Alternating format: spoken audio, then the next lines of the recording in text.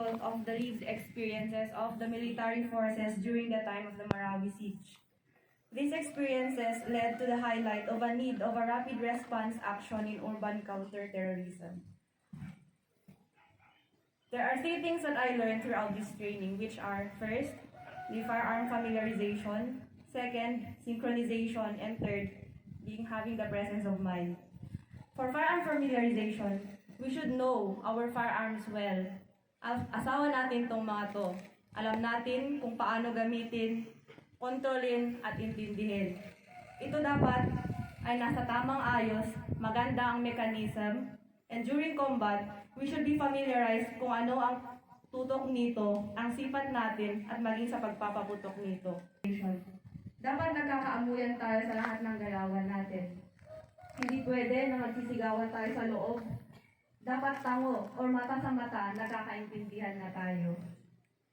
Di pwede papasok ng walang signal. Dapat di tayo sa rubong kasi doon tayo napapahamak. Pangatlo, presence of mind. Di tayo pwedeng pakaangkaang during operation. Dapat vigilant, conscious tayo sa paligid kung saan ang fatal panel, point of domination, at lagi isipin ang security at body system. We attended this training to enhance our marksmanship skills, which we could use during on or off duty.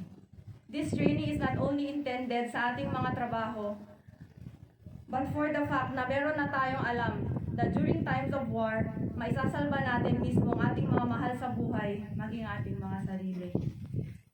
So I would like to take this opportunity to thank the ADTS family for providing us not just the best, but quality training in a short span of time.